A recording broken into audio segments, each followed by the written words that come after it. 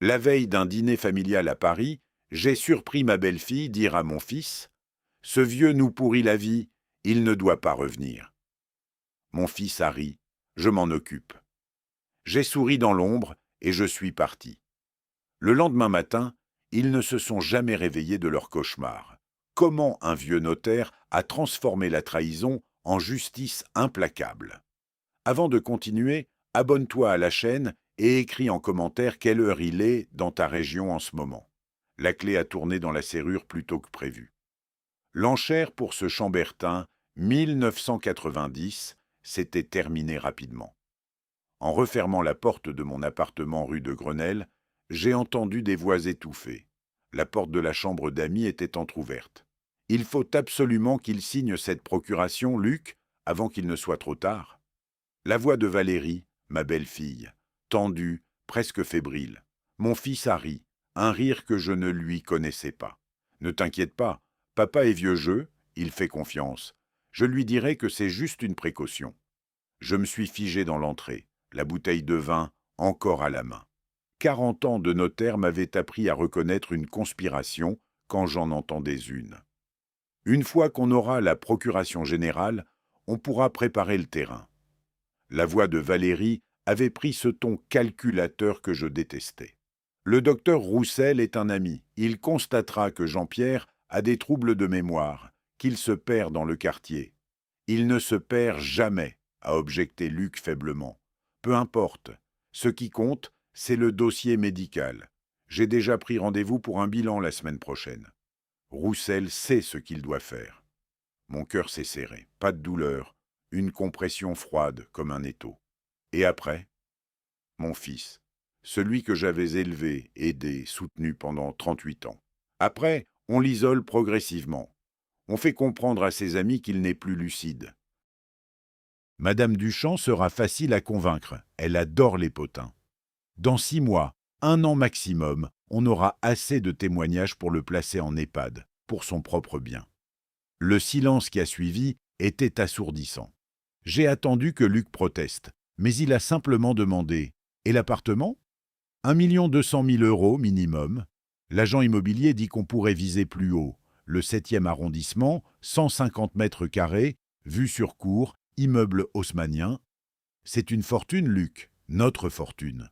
On pourra enfin lancer notre entreprise, vivre comme on le mérite. J'ai doucement reculé, mes semelles glissant sans bruit sur le parquet que j'avais fait restaurer il y a 15 ans. 30 ans que je vivais ici. 30 ans de souvenirs. Et mon fils voulait transformer tout ça en capital de démarrage. La porte s'est entr'ouverte. J'ai filé dans la cuisine, faisant couler l'eau pour créer du bruit. Mon reflet dans la fenêtre m'a montré un homme de 68 ans, aux cheveux gris, le visage marqué, mais les yeux vifs. Trop vifs pour un homme qu'on voulait faire passer pour sénile. « Papa, tu es rentré ?» Luc est apparu, Valérie derrière lui. Sourire parfait, masque soigneusement ajusté. « L'enchère s'est terminée vite », ai-je répondu en montrant la bouteille. Un magnifique Chambertin 1990. On le boira pour une occasion spéciale. Valérie s'est approchée, son parfum envahissant.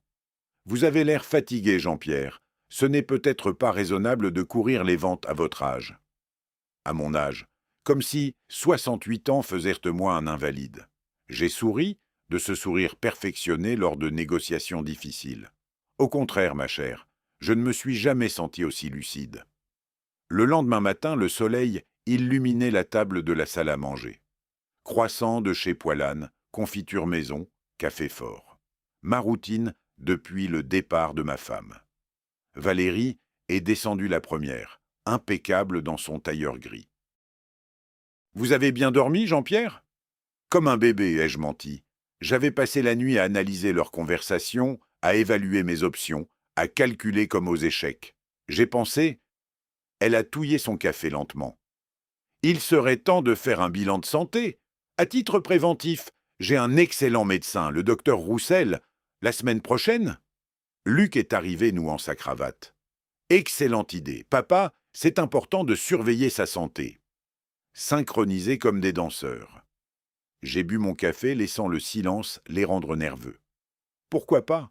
Je prendrai rendez-vous avec le docteur Blanchard. Il me suit depuis 20 ans. Le visage de Valérie s'est durci imperceptiblement. Je pensais au docteur Roussel. Il est plus à jour sur les problématiques du vieillissement. Le vieillissement, j'ai savouré le mot. Mais le docteur Blanchard a mon âge. Nous vieillissons, ensemble. Luc a changé de sujet avec la subtilité d'un éléphant. Papa, tu as tellement de documents importants. Testament, papier de l'appartement, compte, il faudrait établir une procuration, au cas où. Voilà. Le premier coup, j'ai tartiné mon croissant avec concentration. Une procuration, excellente idée. Je vais en parler à mon notaire. Tu n'as plus de notaire, tu es à la retraite. J'ai des collègues, des amis, le milieu notarial est petit. J'ai souri, vraiment souri cette fois. Je comptais justement revoir Maître Lefebvre cette semaine, pour discuter de planification successorale. Le regard qu'ils ont échangé valait tous les aveux. Inquiétude, calcul, peur de perdre le contrôle. Parfait. Parce que maintenant j'avais compris 3 choses. 1. Ils voulaient me voler ma vie. 2. Ils avaient un plan détaillé. 3. Moi aussi j'allais en avoir un et le mien serait infiniment plus sophistiqué. 3 jours plus tard, j'étais assis à la terrasse du café Le Rostand, face au jardin du Luxembourg. Les feuilles prenaient ces teintes dorées de l'automne parisien. Maître Lefebvre est arrivé avec 10 minutes de retard. « Jean-Pierre, ça fait un bail ?» Il s'est installé, commandant un double express. « Ton message disait urgent ? Tout dépend de ce qu'on entend par bien. » J'ai attendu que le serveur s'éloigne. « J'ai besoin de ton expertise et de ta discrétion. » Son regard s'est aiguisé. « Je t'écoute. » Je lui ai tout raconté. La conversation, les plans, la procuration, le faux diagnostic, l'EHPAD, la vente. Maître Lefebvre a écouté sans m'interrompre. Quand j'ai terminé, il a soupiré. Classique, tristement classique, il a sorti un carnet. Tu as plusieurs options. D'abord, une SCI pour ton appartement. Tu transfères la propriété à la société, tu distribues les parts comme tu veux. Continue. Donation-partage. Tu donnes de ton vivant, avec ou sans réserve d'usufruit. Ça te permet de garder le contrôle tout en fixant les valeurs. Il a relevé les yeux. Ça respecte la réserve héréditaire. On ne peut pas déshériter complètement en France, mais on peut minimiser. Les rouages de mon cerveau se sont activés. J'ai 2 fils, Luc, qui veut me placer, et Thomas, qui ne m'a jamais causé de problème. Alors tu sais quoi faire ? Maître Lefebvre a refermé son carnet. Mais Jean-Pierre, es-tu sûr ? C'est ton fils ? Cette question m'a ramené en arrière. Luc, à 8 ans, tombé de la balançoire. Fracture du poignet. Je l'avais porté aux urgences, sa petite main agrippée à ma chemise. Papa va tout arranger. Et je l'avais fait. À 17 ans, échec au bac. 3 mois de révision ensemble. Réussite au rattrapage. Champagne pour célébrer. À 25 ans, perte d'emploi. Coup de fil, activation du réseau. 3 propositions en 2 semaines. À 30 ans, présentation de Valérie. Ma femme avait chuchoté « Méfie-toi de celle-là ». Mais Luc était amoureux. À 35 ans, emménagement temporaire. Quelques mois, papa. 3 ans plus tard, toujours là. Ma générosité devenue faiblesse. Jean-Pierre ? Je réfléchissais. J'ai bu mon café froid. Oui, j'en suis sûr. Prépare-moi un dossier complet, rapide et discret. 1 semaine. Mais tu devrais faire une enquête. Savoir exactement à quoi tu as affaire. Le surlendemain, bureau anonyme près de Gare de Lyon. Le détective Pradel ressemblait à un comptable. Ce que vous demandez est simple. Situation financière, démarche récente, 48 heures. Il a menti. 24 heures suffisaient. Le rapport était accablant. Luc et Valérie, 45 000 € de dette. Crédit à la consommation, carte au plafond. Demande de crédit professionnel de 200 000 €, refusée. Et le détail glacial, 3 rendez-vous avec Sotheby's, spécialisé dans le 7e. Ils avaient fait estimer mon appartement, sans me demander, sans attendre ma mort. J'ai refermé le dossier et regardé par la fenêtre. La cour intérieure, son carré de pelouse.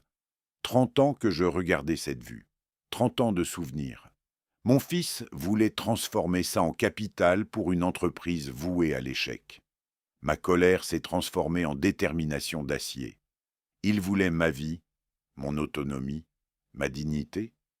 Ils allaient découvrir que le vieil homme avait encore des ressources. Mon téléphone, Thomas, mon aîné. « Papa, tu voulais me parler ?»« Oui, passe ce soir, seul. » Quand Thomas est arrivé, j'ai préparé du thé, son habitude anglaise. Nous nous sommes installés dans mon bureau. « Papa, tu m'inquiètes ?» Je lui ai tout raconté, cette fois avec l'émotion. Thomas a pâli, puis rougi de colère. Je le savais. Je savais que Valérie était toxique, mais pas que Luc irait jusque-là. Tu savais? Il a évité mon regard. Pas les détails, mais j'ai entendu des choses. La façon dont elle parlait de toi. Le vieux, l'encombrant. Luc riait. Je lui ai dit d'arrêter, on s'est disputé. Je ne t'ai rien dit pour ne pas te faire de peine. Tu me protégeais. Ma voix s'est brisée. Pendant que ton frère préparait mon internement, Thomas a fait les 100 pas. Qu'est-ce que tu vas faire? Les arrêter. Légalement, proprement, définitivement. J'ai sorti les documents de Maître Lefebvre. M'assurer que la justice soit faite, pas la vengeance. La justice. Il s'est rassis lentement. Tu vas avoir besoin d'aide. Pas d'un complice, d'un témoin, quelqu'un qui saura que j'ai agi lucidement. Tu l'as. Poignée de main par-dessus le bureau. Ferme, honnête. Cette nuit-là, je n'ai pas dormi, mais ce n'était plus l'anxiété, c'était la planification. Les pièces s'assemblaient, SCI pour l'appartement, donation-partage pour récompenser la loyauté, usufruit pour garder le contrôle, et surtout, le timing. Agir avant qu'ils n'exécutent leur plan. Le lendemain, Valérie a renouvelé son offensive. Jean-Pierre, rendez-vous avec le docteur Roussel jeudi, 10 heures, juste un bilan. J'ai souri en tartinant ma biscotte. Annule, j'ai vu mon médecin hier. Bilan parfait. Tension normale, réflexe excellent. Lucidité d'un homme de 50 ans. Le mensonge était évident mais efficace. Valérie a serré les lèvres, cherchant la faille. Elle ne l'a pas trouvée, parce que désormais c'était moi qui tenais les rênes. Et j'allais leur montrer ce qu'un notaire à la retraite, avec 40 ans d'expérience et un réseau cultivé, pouvait accomplir quand on touchait à sa dignité. La partie ne faisait que commencer. Et cette fois, j'avais l'avantage. Une semaine s'est écoulée depuis ma rencontre avec Thomas. Une semaine pendant laquelle j'ai observé Luc et Valérie avec une acuité nouvelle, comme un entomologiste étudiant des spécimens toxiques. Le lundi matin, Valérie a émergé de leur chambre dans une robe que je ne lui connaissais pas. Hermès, le tissu fluide, les coutures impeccables, environ 2000 €. Elle a remarqué mon regard. Un petit cadeau que je me suis fait, Jean-Pierre. Il faut bien se faire plaisir.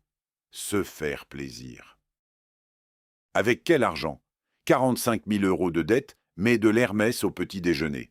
J'ai souri poliment et me suis replongé dans le Figaro. Au fait, j'ai invité quelques amis jeudi. Ça ne vous dérange pas? Elles n'attendaient pas de réponse. Annoncée, pas demandée. Comme si l'appartement leur appartenait déjà. Ce jeudi-là, j'ai eu droit à un spectacle fascinant. 3 femmes, champagne à midi, rire strident. Et cette conversation depuis mon bureau, porte entr'ouverte. C'est magnifique ici, Valérie. Oh, tu sais, c'est l'appartement de mon beau-père, pour l'instant. Pour l'instant. Ces 2 mots contenaient tout un programme. Il va bientôt, enfin, à son âge. Rires étouffés. Ma mort comme blague entre copines autour de Veuve Clicquot.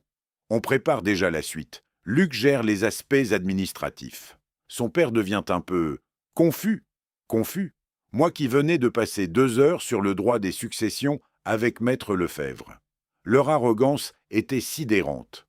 Le soir, Luc est rentré avec un costume Hugo Boss. 1000 € minimum. Leur train de vie, celui de gens anticipant un héritage imminent. 2 jours après, j'étais dans l'étude de Maître Lefebvre, rue de Vaugirard. Odeur de cuir ancien et de papier. Des codes civils reliés montaient jusqu'au plafond. Alors, Jean-Pierre, tu es sûr? Une SCI, c'est définitif. Je suis sûr. Société civile immobilière, Moreau Patrimoine, capital 100 000 €. L'appartement est estimé à 1,2 million, On la porte comme actif principal. Distribution des parts? J'ai sorti mes calculs. 60% pour moi, 25% à Thomas, 10% au petit frère des pauvres, 5% à Luc. Maître Lefebvre a sifflé. 5%, c'est minimal. C'est légal, la réserve héréditaire sera respectée par ailleurs. J'ai tendu une feuille. Masse totale, 1,8 million. Réserve pour 2 enfants, 2 tiers, soit 1,2 million. Part de Luc, 600 000. Il aura ses 5%, SCI, 60 000, plus 190 000 de liquidité. Total, 250 000. Moins que sa réserve. Mais je suis vivant. J'ai droit à l'usufruit jusqu'à ma mort. Ils auront la nue propriété. Ils ne pourront ni vendre, ni utiliser, ni profiter tant que je vivrai. Un sourire a effleuré ses lèvres. Tu te surpasses, Jean-Pierre. Ce n'est pas fini. Donation-partage en parallèle. Ma collection de vin, 85 000 à Thomas. Mes actions, 120 000. Moitié Thomas, moitié association. Luc, exactement ce que la loi m'oblige. Pas un euro de plus. Le grattement de sa Mont-Blanc sur le papier était satisfaisant. 3 semaines pour tout préparer. Signature des statuts, enregistrement, acte de donation. Tu veux aller vite? Ils préparent de quelque chose. Tout doit être verrouillé avant. Ils vont contre-attaquer. Laisse-les venir. En quittant l'étude, j'ai senti quelque chose changer. Plus de peur, plus de colère. Quelque chose de plus froid, plus précis. Une détermination mathématique. Le lendemain, événement prévisible. Valérie a organisé une visite avec un médecin. Pas mon médecin habituel, le fameux docteur Roussel. Juste un bilan, Jean-Pierre. À votre âge, c'est important. L'homme cinquantaine, sourire onctueux. Il a sorti son stéthoscope.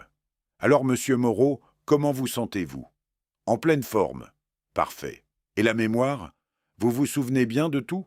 Ah, nous y étions. Remarquablement bien, docteur.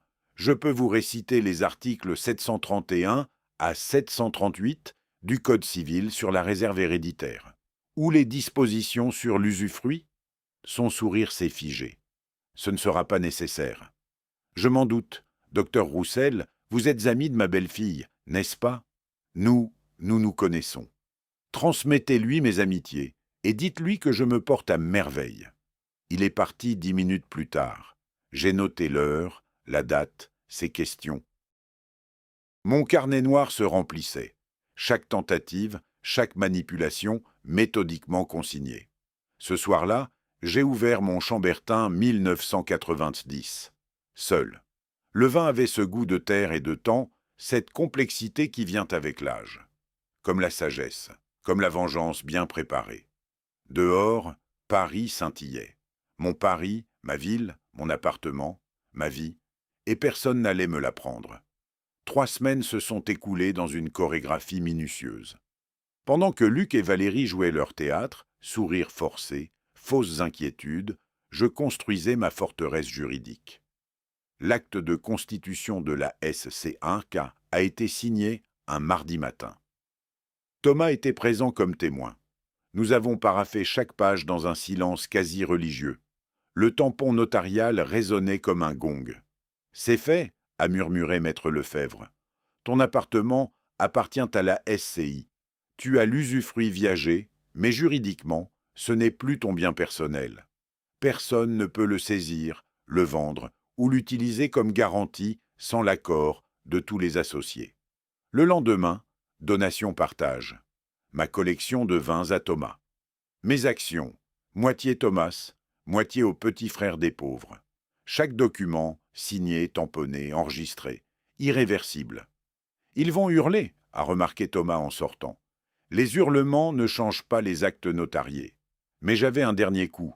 Monsieur Pradel m'a appelé un jeudi. Monsieur Moreau, du nouveau, intéressant. Même café près de la gare. Il a sorti son dossier.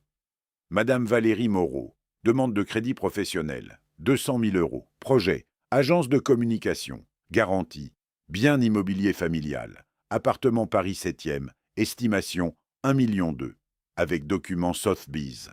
Mon appartement, comme garantie, sans me demander. La banque a accepté? Pas encore, Ils veulent des documents. Votre fils a expliqué que vous étiez âgé et fragile. Charmant. Il y a mieux. 3 rendez-vous avec Maître Arnaud, spécialisé en tutelle. Ils préparent un dossier pour vous faire déclarer incapable. Jubilation froide. Il se jetait dans mes bras. Continuez la surveillance. Le surlendemain, Valérie m'a annoncé. Jean-Pierre, nous devons parler. Rendez-vous chez un notaire. Une formalité. Pourquoi faire? Une procuration, au cas où vous seriez malade. Pour gérer vos affaires si nécessaire. Luc a hoché la tête. Juste une précaution, papa. Ça n'enlève rien à ton autonomie. Une procuration générale. Avec ça, il pourrait vider mes comptes, vendre mes biens, signer des crédits en mon nom. D'accord. Quand? Le soulagement sur leur visage était comique. Demain, 15 heures, rue du Faubourg Saint-Honoré. Cette nuit-là, j'ai appelé Maître Beaumont, avocat, ancien collègue, confiance absolue. Jean-Pierre, qu'est-ce qui t'amène? J'ai besoin de toi demain. Une petite mise en scène. Je lui ai tout expliqué. Il a éclaté de rire. Tu es diabolique. J'adore. Le lendemain, 15 heures, nous sommes arrivés. Luc et Valérie m'encadraient comme des gardes. Le notaire, jeune homme d'une trentaine d'années, mal à l'aise, nous a fait entrer. Monsieur Moreau, vos enfants m'ont dit que vous vouliez établir une procuration. Mes enfants ont mal compris. Je ne veux rien du tout. Silence de mort. Valérie a pâli. Mais Jean-Pierre, nous avons discuté de beaucoup de choses, y compris de votre projet de m'interner en EHPAD. J'ai bonne mémoire. Comment osez-vous? A commencé Luc. La porte s'est ouverte. Maître Beaumont, attaché case, costume impeccable. Jean-Pierre, quelle coïncidence. Maître Beaumont, justement, une question juridique. Mes enfants veulent une procuration générale. C'est prudent? Il a froncé les sourcils. Une procuration générale? Contrôle total sur vos biens, comptes, décisions financières. Ah bon? Luc, Valérie, vous ne m'aviez pas dit ça. Valérie s'est levée brutalement. C'est ridicule. Nous essayons de vous protéger. Me protéger de quoi? Ma voix glaciale. De gérer mes affaires, de vivre chez moi. C'est notre appartement, a-t-elle hurlé, perdant son sang-froid. Nous y vivons depuis 3 ans, nous avons des droits.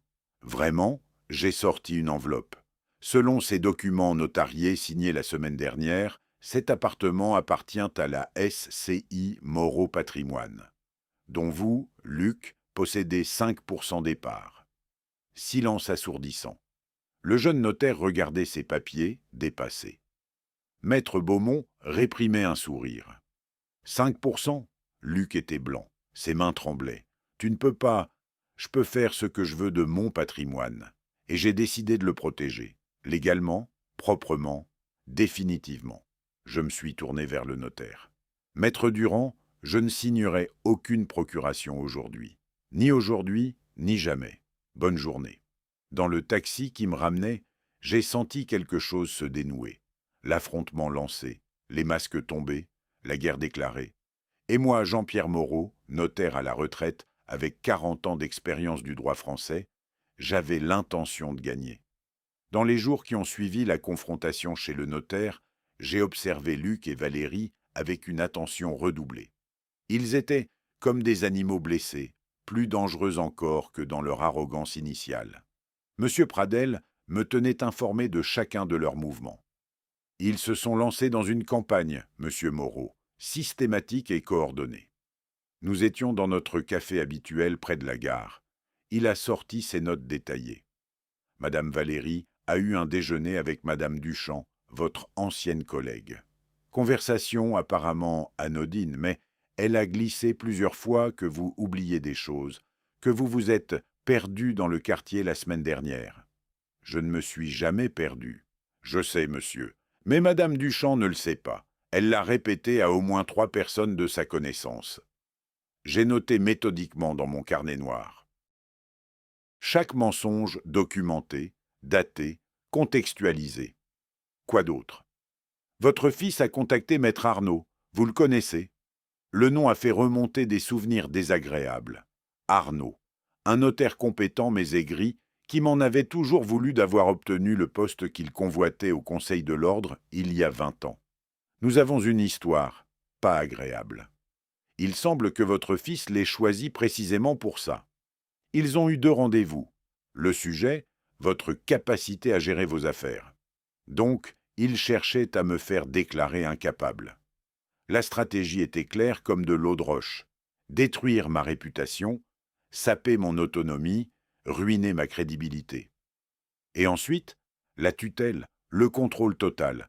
Moi dans un EHPAD, eux dans mon appartement.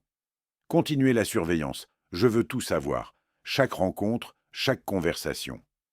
Le soir même, Madame Bertillon, ma voisine du 3e, m'a appelé. Une femme discrète et honnête que je connaissais depuis 20 ans. « Monsieur Moreau, pardonnez-moi de vous déranger. Mais je voulais vous prévenir. Votre belle-fille est venue me voir cet après-midi. Elle m'a posé des questions étranges.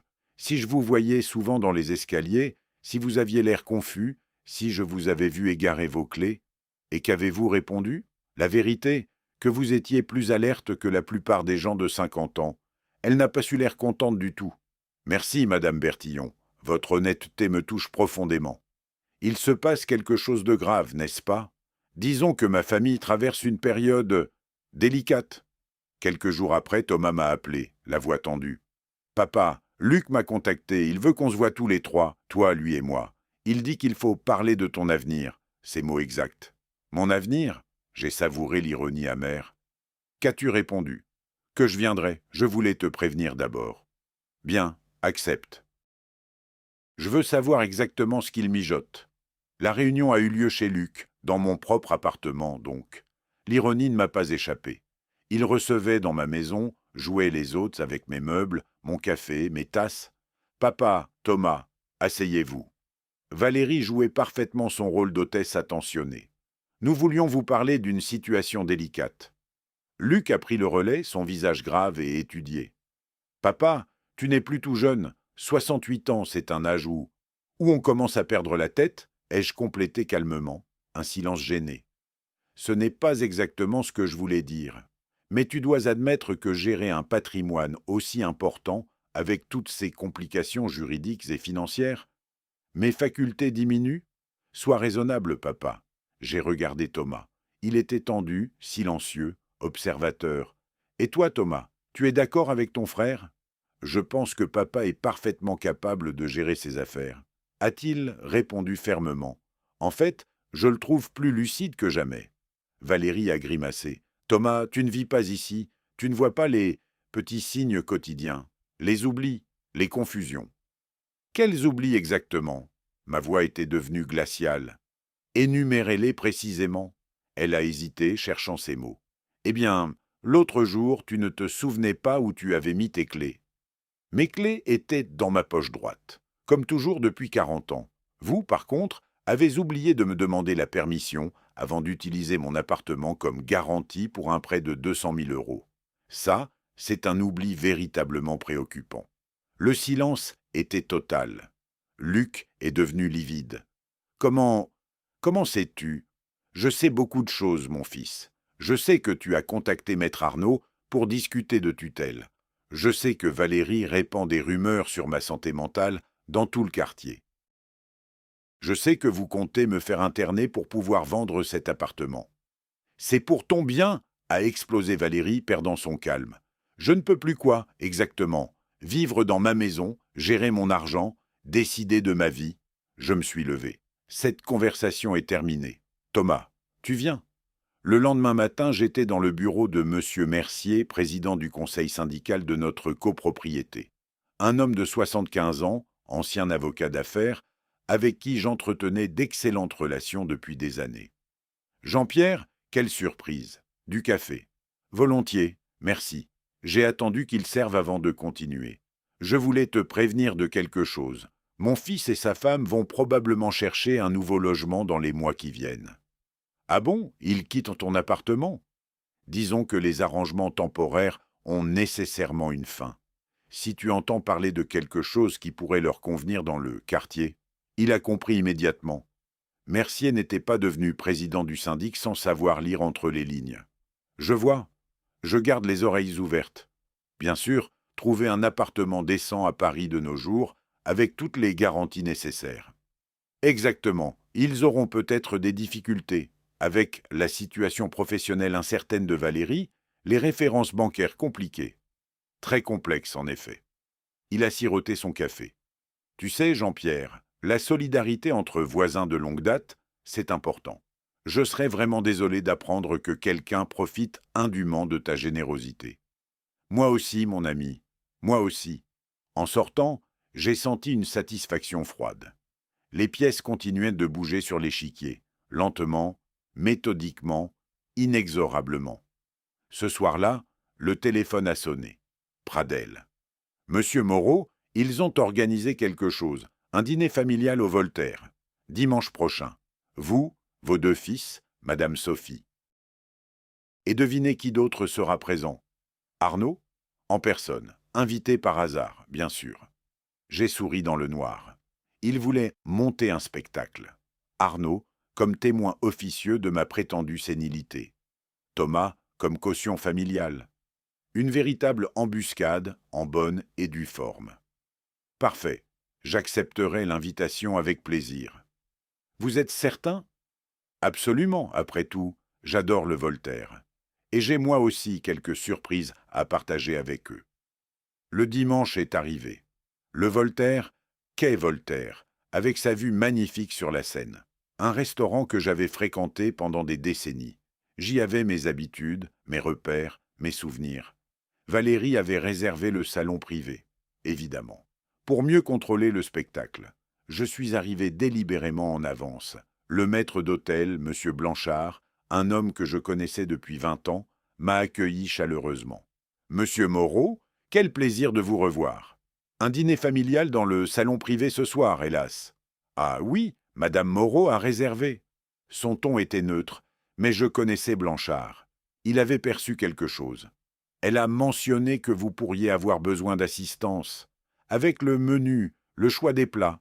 Comme si j'étais devenu gâteux ?» J'ai souri. « Ne t'inquiète pas, mon ami, je suis parfaitement lucide, et je compte le rester toute la soirée. » Les autres sont arrivés progressivement. Luc et Valérie d'abord, visiblement nerveux malgré leur sourire forcé. Thomas et Sophie ensuite, l'air inquiets et sur leur garde. Et enfin, Maître Arnaud. Cheveux grisonnants soigneusement coiffés, costume 3 pièces impeccable, regard calculateur derrière ses lunettes. « Jean-Pierre, a-t-il dit en me tendant une main molle, cela faisait longtemps, trop longtemps. Arnaud, quelle extraordinaire coïncidence de te trouver ici ce soir. N'est-ce pas? Luc m'a aimablement invité. Il pensait que nous pourrions discuter de certaines choses. De ma santé mentale, je présume. » Son sourire s'est figé imperceptiblement. « Je ne vois absolument pas de quoi tu parles. » Nous nous sommes installés autour de la table. L'atmosphère était tendue, électrique. Valérie jouait la maîtresse de maison parfaite, distribuant les menus avec des gestes étudiés, commandant du vin avec une assurance feinte. Thomas me lançait des regards interrogateurs. J'ai attendu patiemment. Le timing serait crucial. Le dîner a commencé. Conversation artificielle et forcée. La météo clémente pour la saison. Les vacances d'été passées, le nouveau gouvernement et ses réformes. Arnaud observait, notait mentalement chaque geste, chaque mot. Je le voyais dans ses yeux, il cherchait avidement des signes de confusion, d'hésitation, de faiblesse mentale. Puis, entre le plat principal et le dessert, au moment précis qu'elle avait choisi, Valérie a frappé son coup. « Jean-Pierre, Luc et moi avons une merveilleuse nouvelle à partager. » Son sourire était éclatant, presque triomphant. « Nous avons obtenu l'accord de principe pour notre prêt professionnel. 200 000 €. Notre agence de communication va enfin pouvoir voir le jour. » Elle a regardé autour de la table, cherchant l'approbation, savourant ce qu'elle croyait être son moment de victoire. Luc souriait aussi un peu trop largement, un peu trop fort. « C'est formidable, » a dit Sophie poliment. « Vraiment formidable, » a renchéri Arnaud avec empressement. « Et avec quelle banque, si ce n'est pas indiscret de ma part ? » La Société Générale, le directeur régional lui-même, nous a reçus personnellement. Il était très enthousiaste à propos de notre projet. J'ai posé ma fourchette, doucement, délicatement. Le petit bruit métallique a résonné dans le silence soudain qui s'est installé. « C'est étrange, » ai-je dit, ma voix parfaitement calme et posée. « J'ai déjeuné avec Richard Tournier de la Société Générale pas plus tard qu'hier midi. C'est un vieil ami, nous nous connaissons depuis l'université. Il ne m'a absolument pas mentionné votre dossier. » Le sourire de Valérie a vacillé comme une bougie dans un courant d'air. Il ne connaît peut-être pas personnellement tous les dossiers en cours. Richard est directeur de l'agence Opéra. C'est bien celle où vous avez déposé votre demande de crédit, n'est-ce pas? J'ai bu une gorgée de vin savourant le moment. En fait, il m'a dit quelque chose de très intéressant. Que votre demande avait été officiellement refusée ce matin même. Problème de garantie insuffisante, paraît-il. Le visage de Valérie est passé du rose confiant au blanc crayeux en l'espace d'une seconde. Luc a ouvert la bouche, l'a refermée, l'a rouverte. Ses mains ont commencé à trembler légèrement, faisant teinter sa fourchette contre l'assiette. « C'est absolument impossible, » a-t-il bégayé, la voix étranglée. « On nous avait formellement dit... On vous avait dit que mon appartement pourrait servir de garantie pour votre prêt ?» J'ai souri, un sourire froid et précis. « Le problème, voyez-vous, c'est que cet appartement ne m'appartient plus, pas personnellement en tout cas. » « Quoi ?» Valérie était debout maintenant, sa chaise repoussée brutalement. « Qu'est-ce que tu racontes ? L'appartement a été transféré à une société civile immobilière, la SCI Moreau Patrimoine pour être exact. J'en conserve l'usufruit à vie. Je peux y vivre jusqu'à mon dernier souffle, mais les parts de propriété sont distribuées différemment. 60% à moi avec clause de transmission, 25% à Thomas, 10% à l'association Les Petits Frères des Pauvres. Et toi, Luc, tu possèdes exactement 5% des parts. » Le silence était assourdissant. Arnaud s'est redressé sur sa chaise, soudainement très attentif. Thomas avait un petit sourire satisfait. « 5% ?» La voix de Luc était devenue blanche, presque inaudible. « Tu ne peux pas faire ça ?»« Je peux, et c'est fait. Maître Lefebvre a enregistré tous les actes notariés il y a exactement 3 semaines. Tout est parfaitement légal, irrévocable et conforme au droit français. N'est-ce pas, Arnaud ?» Le vieux notaire a hoché la tête lentement, presque malgré lui, son expertise professionnelle l'emportant sur sa loyauté envers Luc. Si les actes sont dûment enregistrés, oui, c'est parfaitement légal. « Mais la réserve héréditaire !» a crié Valérie, sa voix montant dans les aigus. « Tu ne peux pas déshériter complètement tes enfants, la loi française. »« Je ne déshérite personne. Luc recevra exactement sa part de réserve héréditaire, et exactement ce que la loi française m'oblige strictement à lui donner. Pas 1 euro de plus, pas 1 euro de moins. » Arnaud a toussé inconfortablement. « Jean-Pierre, tu comprends certainement que cela pourrait être contesté en justice. » « Sur quelle base juridique exactement ? J'ai agi en pleine possession de tous mes moyens intellectuels. J'ai consulté des notaires réputés, des avocats spécialisés. Tout est scrupuleusement documenté, daté, vérifié. D'ailleurs, j'ai regardé directement Arnaud, mes yeux plantés dans les siens. C'est particulièrement intéressant que tu sois présent ici ce soir, précisément le jour de cette révélation. Luc t'a contacté il y a quelques jours pour discuter de ma capacité mentale, n'est-ce pas? Pour envisager éventuellement une mise sous tutelle. Son silence était plus éloquent qu'un aveu signé. Le problème, ai-je continué inexorablement, c'est qu'un homme qui vient de structurer une opération juridique aussi complexe, aussi sophistiquée et aussi parfaitement légale, ne peut difficilement être considéré comme mentalement incapable. Tu ne crois pas ? Thomas a pris la parole pour la première fois de la soirée, sa voix glaciale et tranchante. « Maître Arnaud, vous ne trouvez pas extraordinairement étrange d'être invité à un dîner familial le jour même où mon père révèle une restructuration patrimoniale majeure, presque comme si vous étiez là spécifiquement pour témoigner de sa prétendue confusion mentale, sauf qu'il n'y a aucune confusion, juste une stratégie juridique absolument brillante. » Arnaud a pâli visiblement. Il s'est levé avec raideur. « Je pense que je devrais partir immédiatement. Jean-Pierre, mes salutations. » Quand il est sorti précipitamment, je me suis tourné calmement vers Luc et Valérie. Ils étaient complètement effondrés, comme des marionnettes dont on aurait brutalement coupé tous les fils. Et maintenant, parlons sérieusement de votre situation de logement. Vous vivez dans mon appartement depuis maintenant 3 ans, sans bail officiel, sans loyer, sans contrat d'aucune sorte. C'est ce qu'on appelle juridiquement une occupation précaire. Papa, non, s'il te plaît. La voix de Luc était suppliante, presque pathétique. Je ne suis pas cruel, je vous accorde 2 mois pleins. Un huissier de justice vous remettra officiellement un préavis de départ demain matin à 9 heures. C'est généreux, très généreux même, considérant toutes les circonstances. Vous aurez largement le temps de trouver quelque chose d'approprié. Tu ne peux pas nous mettre à la rue comme ça. Valérie tremblait, de rage autant que de peur. Je ne vous mets pas à la rue, je récupère simplement mon bien légitime. C'est une nuance juridique importante. J'ai posé ma serviette soigneusement pliée sur la table. Le dîner était absolument délicieux. Merci infiniment de cette charmante invitation. Bonne soirée à tous. En sortant du restaurant, j'ai senti le regard de Thomas dans mon dos, fier, peut-être même admiratif.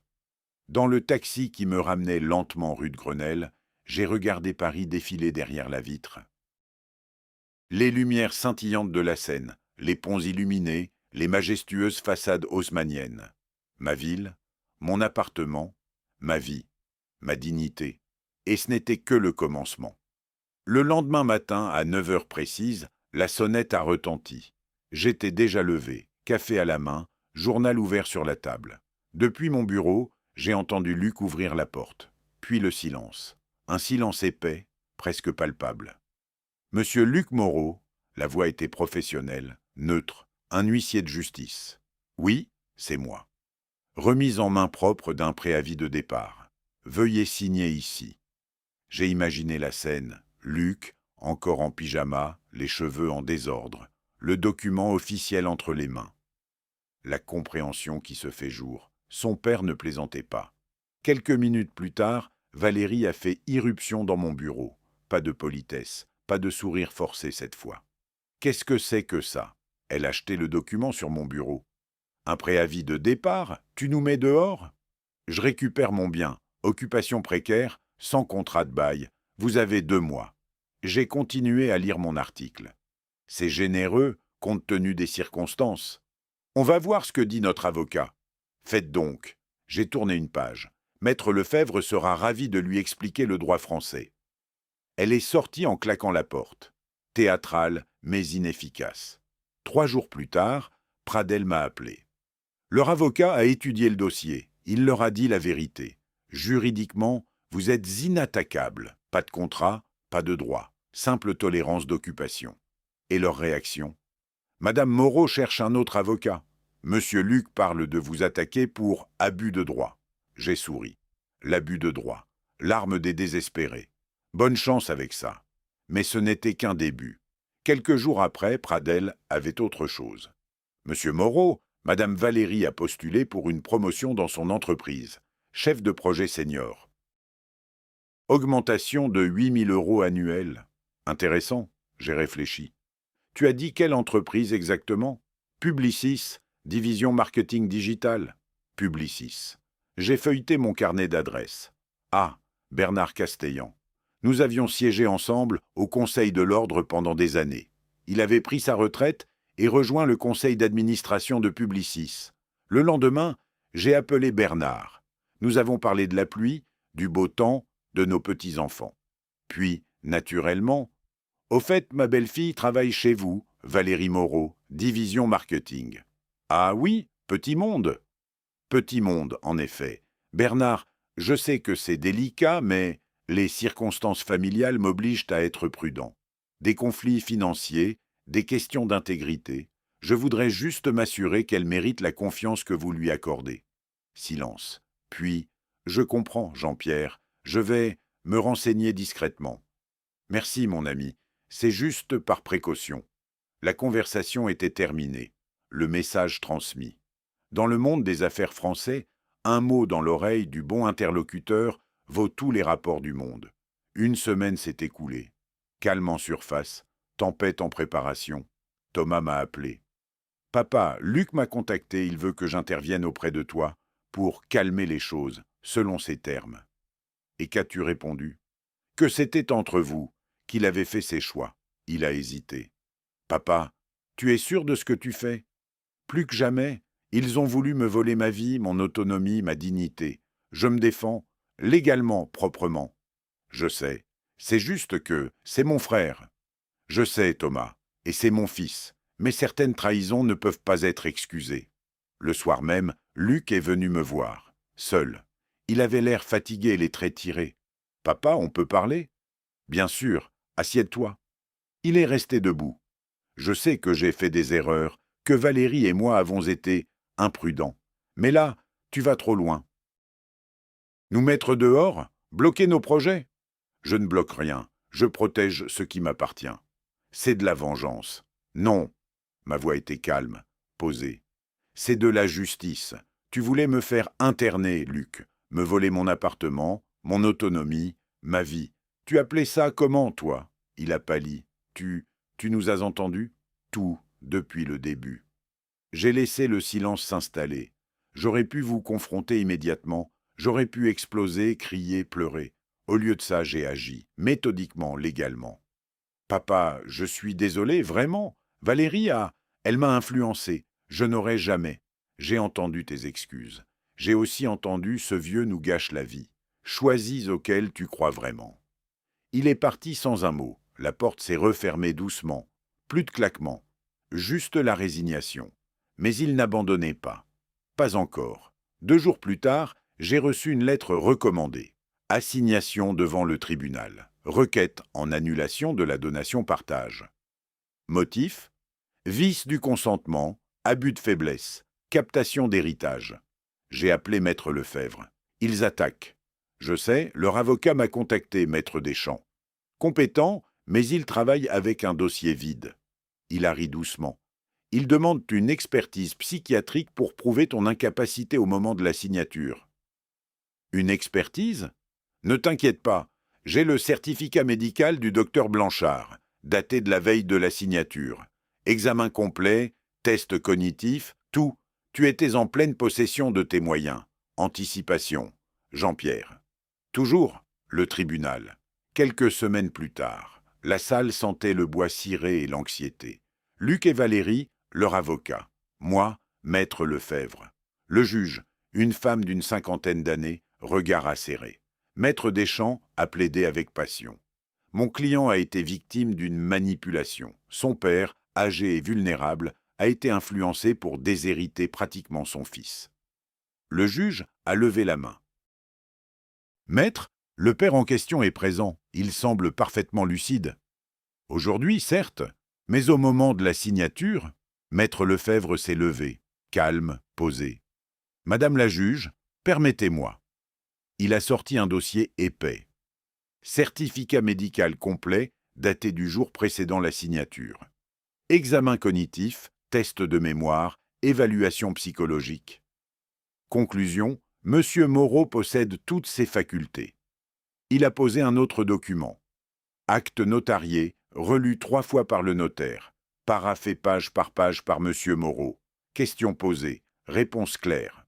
Un troisième. Témoignage de Monsieur Thomas Moreau, fils aîné, présent lors de toutes les démarches. Il atteste de la pleine lucidité de son père. Le juge a parcouru les documents. 5 minutes de silence.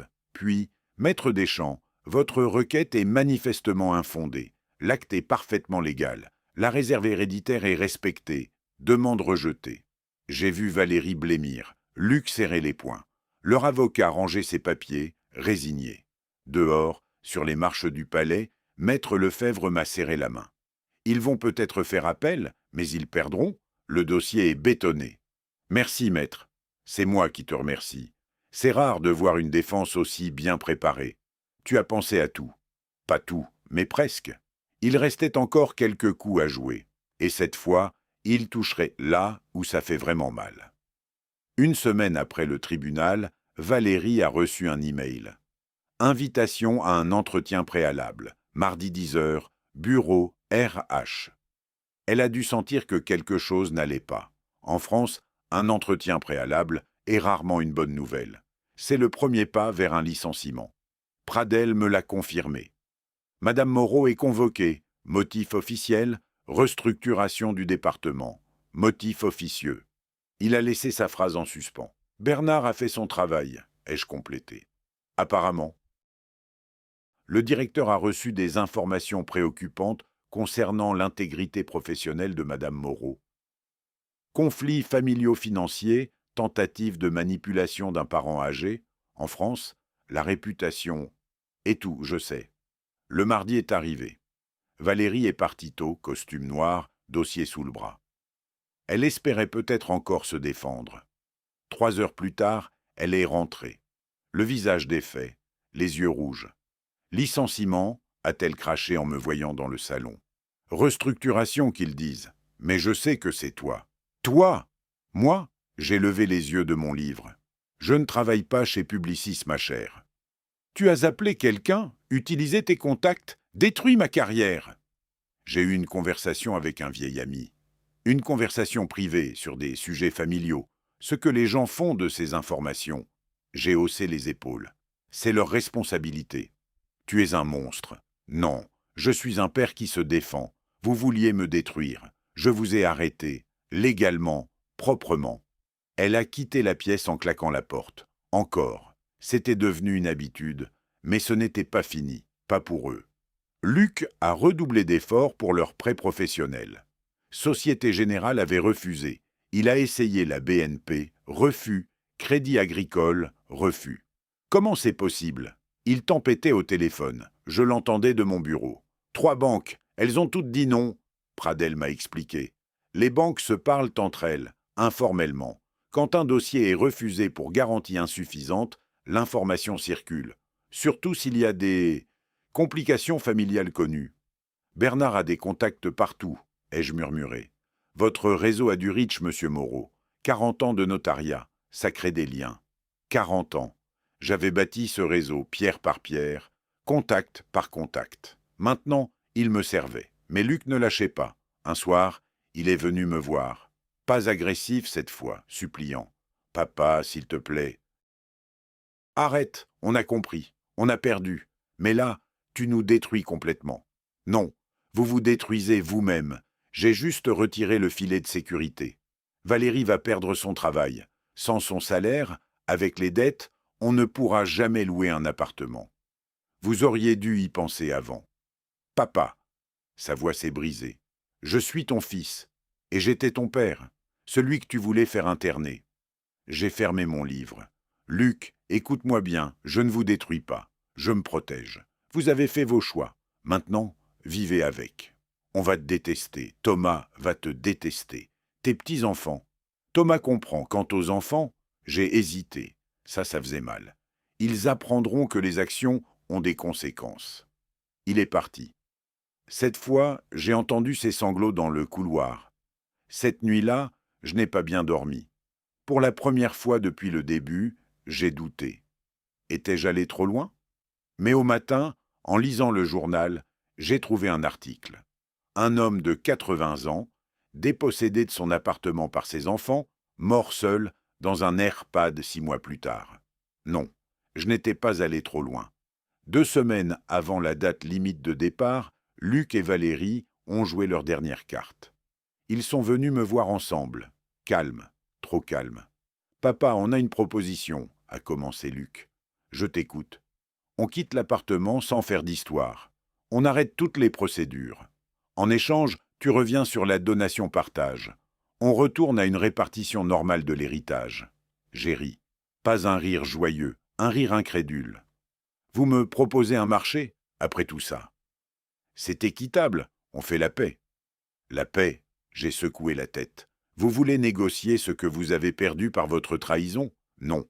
L'acte est signé, enregistré, validé par le tribunal, c'est fini. Valérie a explosé. « Tu vas nous le payer. On va raconter à tout le monde quel monstre tu es. Ta famille, tes amis, le quartier. » Faites. J'étais d'un calme glacial. Racontez que je me suis défendu contre votre tentative de me voler. Voyons qui vous croira. Ils sont partis. Définitivement cette fois. Plus de supplications, plus de menaces. Juste la résignation amère de ceux qui ont perdu. Le lendemain, Thomas est passé. « Papa, tu as gagné, ils partent, c'est fini. »« Oui, c'est fini. Tu es satisfait ?» J'ai réfléchi. « Satisfait ? Non, soulagé. Soulagé d'avoir protégé ce qui m'appartient, ma vie, mon autonomie, ma dignité. Luc ne te pardonnera jamais. Je sais, mais moi non plus. Je ne lui pardonnerai pas. Certaines trahisons sont inoubliables. » Thomas a hoché la tête. « Pour ce que ça vaut, je suis fier de toi, de ta force, de ta lucidité. » Merci, mon fils. Ça vaut beaucoup. Quand il est parti, je me suis assis dans mon fauteuil, mon appartement, mon sanctuaire. Bientôt, il serait à nouveau vraiment à moi, sans parasite, sans traître.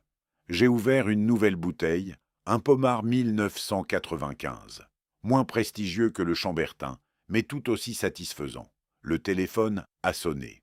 Pradel. « Monsieur Moreau, dernier rapport. Ils ont trouvé un appartement, 19e arrondissement. 2 pièces, 1400 € par mois. Ils signent demain. » Bien, c'est bien. Vous êtes sûr que c'est ce que vous vouliez? Oui, monsieur Pradel, c'est exactement ce que je voulais. Justice, pas vengeance, justice. J'ai raccroché. Dehors, Paris scintillait, ma ville, mon appartement, ma victoire. Mais ce n'était pas encore terminé. Il restait une dernière pièce à jouer. Une pièce que même Luc et Valérie n'avaient pas vu venir. 3 semaines avant l'échéance du déménagement, la situation de Luc et Valérie était devenue désespérée. Je le savais parce que Pradel continuait de me tenir informé. Chaque rapport était plus satisfaisant que le précédent. Ils ont visité 17 appartements, monsieur Moreau. Aucun n'a abouti. Les problèmes habituels? Toujours les mêmes. Pas de CDI pour madame, elle est en période de préavis de licenciement. Dossier bancaire catastrophique avec tous ses refus de crédit. Et bien sûr, aucun garant acceptable. Votre nom n'a plus le même effet quand tout Paris sait que vous les expulsez. Le mot s'était répandu. Dans un quartier comme le 7e arrondissement, les nouvelles circulent vite, particulièrement les mauvaises nouvelles. Madame Bertillon, Monsieur Mercier, d'autres encore, ils avaient tous des relations dans l'immobilier parisien. Un mot par-ci, une remarque par-là. Rien d'explicite, juste assez pour que les agents immobiliers vérifient 2 fois avant d'accepter un dossier. Thomas m'a appelé un soir. « Papa, Luc est venu me voir. Il voulait que je t'appelle, que je te demande un délai supplémentaire. » « Et qu'as-tu répondu ?»« Exactement ce que tu m'aurais dit de répondre. Qu'ils ont eu 3 ans de logement gratuit dans un appartement d'1,2 million. Que la plupart des Parisiens rêveraient d'une telle opportunité. Et qu'au lieu de gratitude, ils ont comploté contre toi. Comment a-t-il réagi? » « Il a pleuré, papa, vraiment pleuré. Puis il s'est mis en colère. Il a dit que tu étais cruel, impitoyable, que maman aurait eu honte. Ces derniers mots m'ont touché, mais seulement une seconde. Ma femme aurait effectivement eu honte. 2, pas de moi. Autre chose? Valérie a engagé un avocat. Maître Blanchard, spécialisé en droit des successions, ils vont attaquer la donation-partage. Laisse-les faire. 2 jours après, j'étais dans le bureau de Maître Lefebvre. Luc et Valérie étaient là aussi, accompagnés de leur avocat. Un homme d'une 40aine d'années, costume bien coupé, mallette en cuir. Le genre qui pense que l'agressivité compense le manque de substance. « Monsieur Moreau » a-t-il commencé avec une assurance feinte. « Ma cliente estime que la donation-partage effectuée par votre père présente plusieurs irrégularités. Notamment concernant le respect de la réserve héréditaire. »« Je vous écoute, maître, » a répondu calmement Lefebvre. « La masse successorale de M. Moreau est estimée à 1 800 000 €. La réserve héréditaire pour 2 enfants représente 2/3 de cette somme, soit 1 200 000 €. Mon client, M. Luc Moreau, devrait donc recevoir 600 000 €. Continuez. Or, il n'a reçu que 5% de la SCIA, soit 60 000 €, plus une attribution de 190 000 € de liquidité. Total, 250 000 €. C'est manifestement insuffisant et contraire à la loi. » Lefebvre a ouvert un dossier devant lui, méthodiquement. Plusieurs points, maître. Premièrement, M. Jean-Pierre Moreau est toujours vivant. La réserve héréditaire ne s'applique qu'au décès. Mais, deuxièmement, M. Moreau senior conserve l'usufruit viager de tous ses biens. Vos clients ne reçoivent que la nue propriété. Ils ne peuvent ni vendre, ni utiliser, ni profiter de ces biens tant que M. Moreau est en vie. Le visage de Valérie s'est décomposé. Mais ça veut dire que vous ne toucherez rien de substantiel avant son décès. C'est exact. Lefebvre a tourné une page. Troisièmement, la quotité disponible, c'est-à-dire la partie dont M. Moreau peut disposer librement, représente un tiers de la succession. 590 000 € qu'il peut attribuer à qui il veut. Thomas, une association, un chat, si ça lui chante. C'est scandaleux, a explosé Valérie. C'est la loi française, madame. Lefebvre a refermé le dossier. Monsieur Moreau a respecté scrupuleusement chaque article du Code civil. Tout a été fait dans les règles. Vous pouvez contester, bien sûr, mais vous perdrez, et vous serez condamné aux dépens. Leur avocat a pâli, il avait compris. La bataille était perdue avant même d'avoir commencé. Il y a une dernière chose, ai-je dit doucement. Vous occupez mon appartement depuis 3 ans, sans bail, sans loyer. J'ai fait calculer la valeur locative de marché. 3 800 € par mois. Sur 3 ans, ça fait 136 800 €. Quoi? Luc était devenu blanc. Je pourrais réclamer ses arriérés. Juridiquement, j'en ai le droit. Occupation sans titre. J'ai laissé le silence s'installer. Je ne le ferai pas, à une condition, que vous quittiez les lieux à la date prévue, sans incident, sans drame. Leur avocat a regardé ses clients. Accepté, c'est généreux dans les circonstances. Ils sont partis sans un mot. Valérie pleurait. Luc la soutenait, lui-même au bord des larmes. La porte s'est refermée sur leur défaite. C'était brutal, a commenté Lefebvre. C'était nécessaire et légal. Les deux ne sont pas toujours incompatibles. Il m'a serré la main. Félicitations, Jean-Pierre, c'était magistral. En rentrant chez moi, j'ai ressenti quelque chose d'étrange. Pas de joie explosive, pas de triomphe éclatant, juste une satisfaction froide, profonde, définitive. La justice avait été rendue, à la française, avec élégance, précision et implacabilité. Fin janvier 2026. Un samedi matin, froid mais lumineux. Le genre de jour où Paris brille sous un ciel d'hiver impeccable. Luc et Valérie sont partis la veille. 3 camionnettes, des meubles Ikea, des cartons de vêtements, des affaires personnelles. Tout ce qui leur appartenait réellement, pas grand-chose finalement. 3 ans de vie dans mon appartement et ils repartaient avec si peu. Je les ai regardés charger depuis ma fenêtre. Valérie donnait des ordres aux déménageurs, la voix cassée. Luc portait des cartons, le dos voûté. Ils n'ont pas levé les yeux vers moi, pas une seule fois. Thomas était là pour superviser, pour s'assurer qu'ils ne prenaient rien qui ne leur appartenait pas. Quand le dernier camion est parti, il est monté. « C'est fini, papa. »« Oui, c'est fini. » Nous sommes restés silencieux un moment. Regardant l'appartement vide de leur présence, mes meubles, mes tableaux, ma vie, enfin récupérée. « Tu as des regrets ?» a-t-il demandé. « Des regrets d'avoir agi ? Non. Des regrets sur ce qu'ils sont devenus ? Peut-être, mais c'était leur choix, Thomas, pas le mien. » Il a hoché la tête. « Sophie veut t'inviter à dîner dimanche, avec les enfants, si tu veux. »« Avec plaisir. » Quand il est parti, je me suis assis dans mon fauteuil, près de la fenêtre. Mon fauteuil préféré, celui où j'avais passé tant de soirées avec ma femme. La vue sur la cour intérieure n'avait pas changé. Le petit carré de pelouse, les fenêtres des voisins, le ciel de Paris au-dessus des toits. J'ai ouvert une bouteille de mon Chambertin 1990. Celle-là, même que j'avais achetée le jour où j'avais découvert leur complot. Le cercle se fermait. Le vin était parfait, complexe, profond, avec cette minéralité caractéristique. Comme la justice bien rendue. Mon téléphone a sonné. Un numéro inconnu. J'ai hésité, puis décroché. « Papa ?» La voix de Luc, brisée, hésitante. « Oui ? On est installé dans le 19e. C'est petit, mais... » Silence. Qu'attendait-il ? Des félicitations. « Papa, on voulait dire... On est désolé. Vous aviez des mois pour être désolé, Des années même. Je sais, mais, Luc, écoute-moi bien. Vous aurez votre réserve héréditaire. Ce que la loi m'oblige à vous donner. Pas un euro de plus. Après ma mort, vous aurez accès à la nue propriété que je vous ai laissée. D'ici là, nous n'avons plus rien à nous dire. Papa, s'il te plaît, au revoir Luc, bonne chance pour la suite. J'ai raccroché. Mon téléphone a sonné plusieurs fois encore. Je n'ai pas répondu. Le silence est une réponse en soi. Et tellement plus éloquente. 2 semaines plus tard, j'ai reçu une lettre officielle. Valérie avait finalement été licenciée. Elle cherchait du travail, mais sa réputation la précédait. Dans le petit monde parisien du marketing, tout se sait.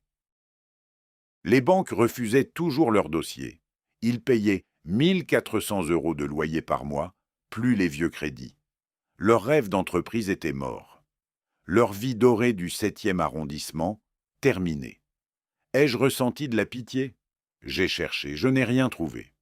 Aujourd'hui, début d'été 2025, je suis assis sur mon petit balcon donnant sur la cour, un verre de Sancerre frais. Un livre que je voulais lire depuis longtemps. Le soleil de juin est agréable. Paris bourdonne doucement autour de moi. Thomas vient déjeuner dimanche avec Sophie et les enfants. Mes petits-enfants qui me demandent pourquoi tonton Luc ne vient plus. Un jour, je leur expliquerai. Quand ils seront assez grands pour comprendre que la famille n'est pas une excuse pour l'abus. Pour l'instant, je leur fais juste des crêpes. L'appartement est silencieux, à moi. Les documents de la SCI sont dans le coffre. L'affaire est close. Je vis avec mon usufruit viager, dans mon chez-moi, avec ma dignité intacte.